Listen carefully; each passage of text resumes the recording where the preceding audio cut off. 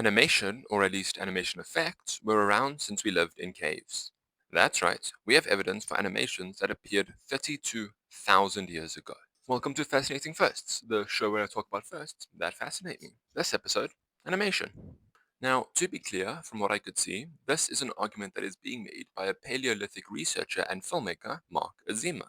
He claims that some cave paintings found in, I'm not even going to try to pronounce this place, in France, is an early form of animation. He claims that the animation effect was likely achieved by the flickering of a lamp as it moved against the wall that the painting was on. He even demonstrated the effect by animating the cave paintings on top of each other.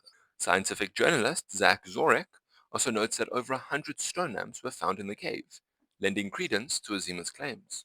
Unfortunately, however, the placement of the lamps was not recorded. Apparently, archaeologists in general do not consider how fire was used as a light source and focus more on fire for cooking and for warmth.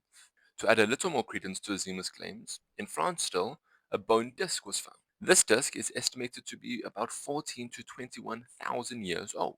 The disc's importance to this video, however, is that it depicted a doe on both sides. However, one side had the doe standing and the other side had the doe lying down. Azima hypothesized that this was used to create an animation and actually recreated the disc to test it out. He used a string and passed it through the center hole of the disc and spun it quickly. This gives the impression of an animal that is sitting down and standing up, or standing up and lying down, or flying. You choose what it looks like, really. Azima claims that this is a precursor technology to the ones we saw back in the Victorian era, the thaumatrope, which itself is regarded as an ancestor to modern cinema. Apparently, archaeologists also view things like spinning discs as ritualistic or decorative and not things of play. Recent work by scholars like Christine Garraway and Michelle Langley has focused more attention on things that were more likely used for play and not for worship. Like the movies and animations we have today, Azima claims that the animations were used for educational or allegorical messaging.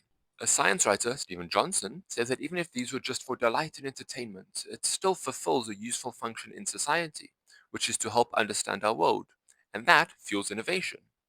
I don't know if I've mentioned this before, but I love movies, and one of my favorite movies is Across the Spider-Verse. I think it improves on the first movie in a lot of ways and does its own great things as well.